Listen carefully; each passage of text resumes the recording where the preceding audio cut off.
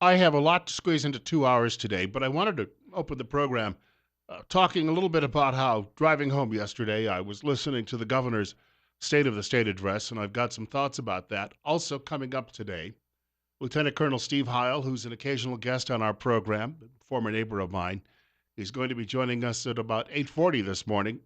Colonel Heil planned the 1985 Reagan-Bush inauguration, which was number two for those men. And he's going to talk to us a little bit about how these things work. As you know, we have Inauguration Day coming up a week from Friday, so it's going to be a great day in America. The president is giving his farewell address tonight, which is going to be a great night for America.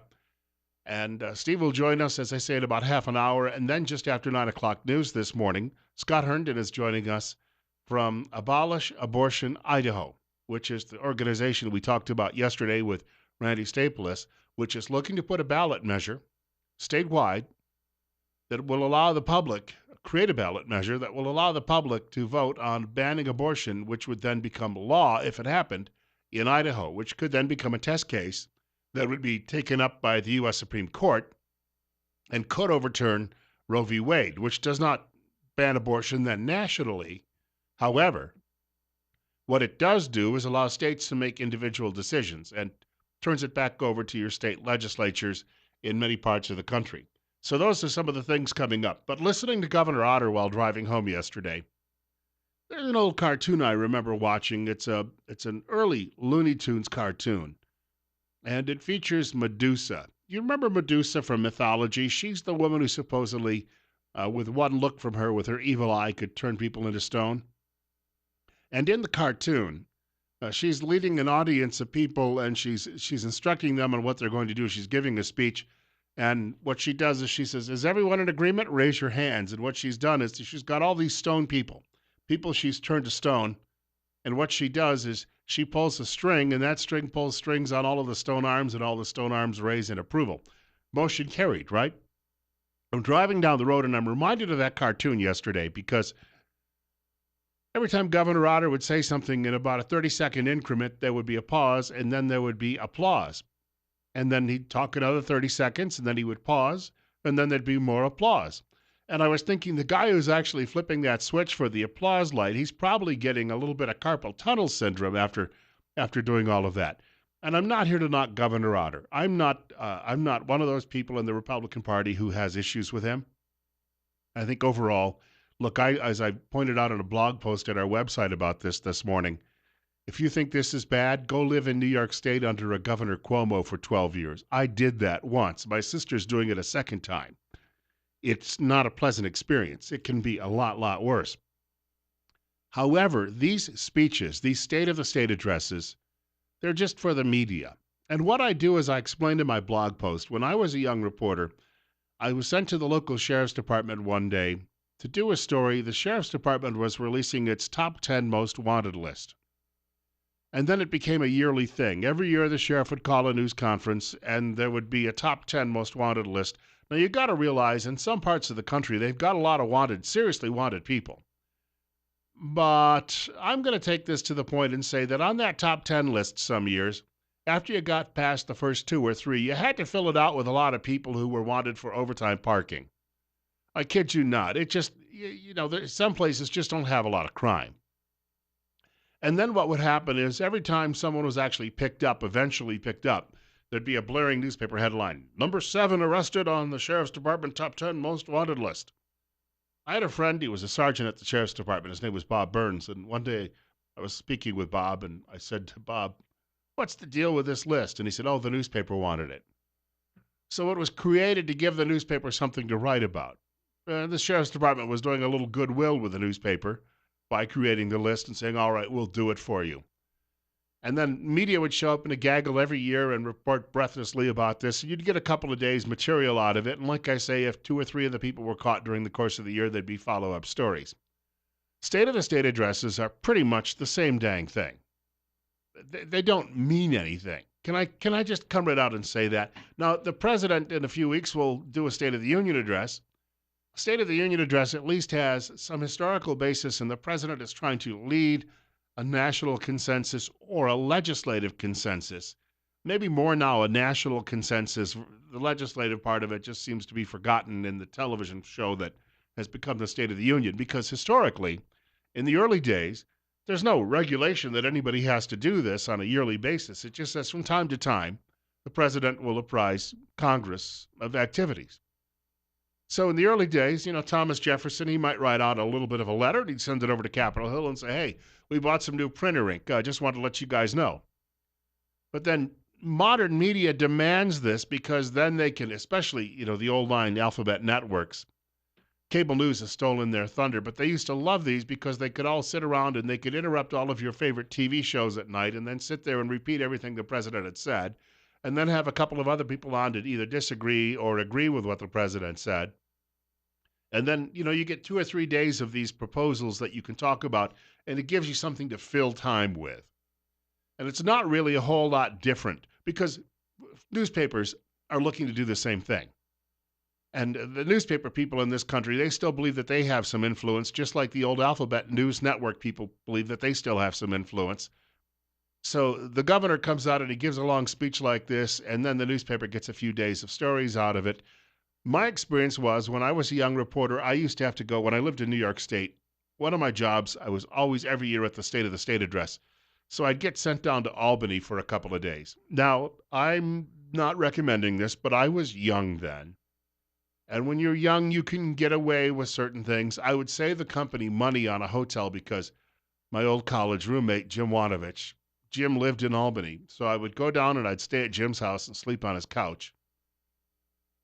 And I'd get down there in the evening, and Jim and I would usually go down to a neighborhood tavern in Albany, New York. Last call was at 4 o'clock in the morning, and we'd sit there until about 3:30, reminiscing and chatting. And then I'd go back, and on 2 or 3 hours sleep, I'd get up in the morning, and then I'd walk. He lived a couple of blocks from the Capitol. I'd literally walk over to the Capitol. I wasn't going to drive like that. I'd walk over to the Capitol. I'd cover the governor's speech.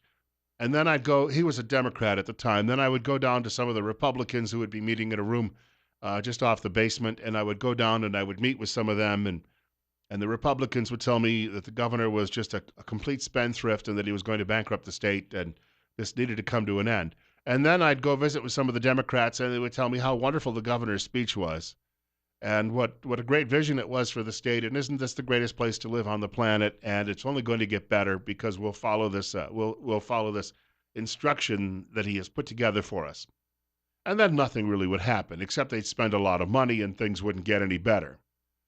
But you see, for liberals in the media, which is just about everybody working in news media, spending money is the solution.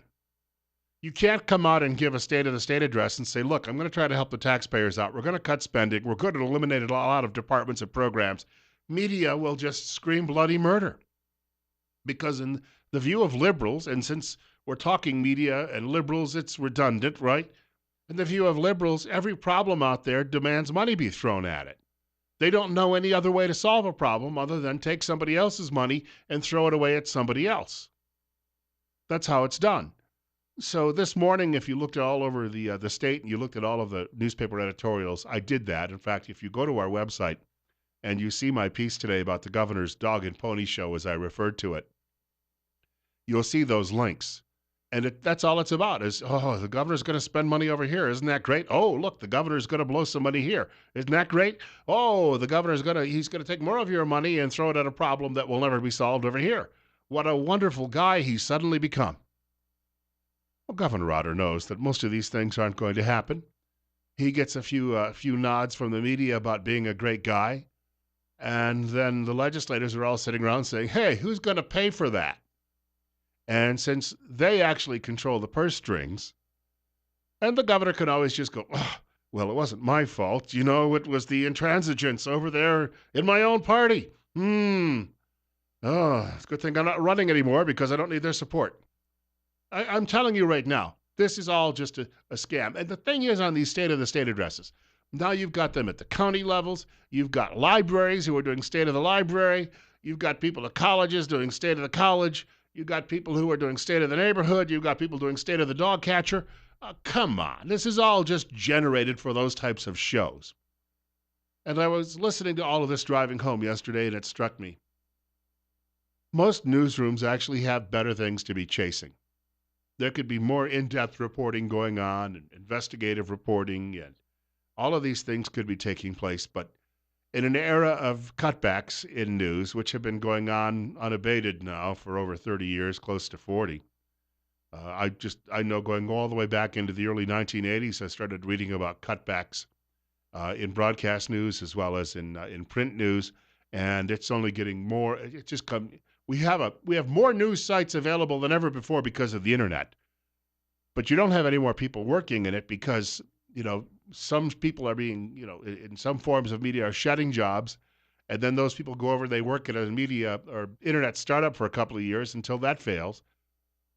But you don't have the time to go out and do all of the legwork. That you're not burning shoe leather anymore. There aren't the bodies there. So if the governor comes along and helps you create some stories for a few days, it saves you a little bit of time and effort.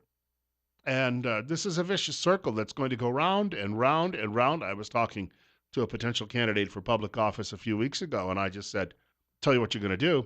You're going to sit down and put together a whole lot of policy formulations, about 24 of them in short videos. You'll have a YouTube channel that you create, which won't cost you a thing. And then you'll do these 2 to 3 minute videos on policy. And what you'll do is you'll get 24 of them saved, and then every few days you'll start releasing them. Once you announce you'll be releasing these, and these will get you through the first couple of months. And then you can create some more videos. Because all over the place, media is so strapped that those who can't even make your news conferences any longer can go to your video and pull a quote or a soundbite, and and frankly, the politicians can control the news that way too, which we tend to forget. But that's the whole dynamic of everything that's going on here. And if you think for a moment that, media is always antagonistic to government and politicians, it's certainly not the case. There's a lot of symbiosis going on here, side scratching each other's backs to make each other's lives just a little bit easier. And that's unfortunate for the public at large, in that, will you be better served in the long run by this? Probably not. But at least if you're aware of it, you might start asking some of those questions on your own, which in the long run might be better anyway, because you'll get more divergent questions and more divergent thought from the public at large than you ever will from the mainstream media. Bill Colley with you this morning on Top Story on News Radio 1310 KLIX and newsradio1310.com, and I thank you for joining us today. We've got more on the way, but a short break first. Just a quick reminder, Dr. Jonathan Tripp is in studio, or one of his associates, tomorrow. We'll be talking medical issues right here on News Radio 1310 KLIX and newsradio1310.com. It's called Better Health with Tripp Family Medicine. Dr. Tripp's office is still looking for new patients, and they can often, stress often, see you on the very same day if you call up with a medical issue. And his office is located on Fillmore Street in Twin Falls, directly across from the main post office. And remember the slogan at Tripp Family Medicine, life's too short not to feel good.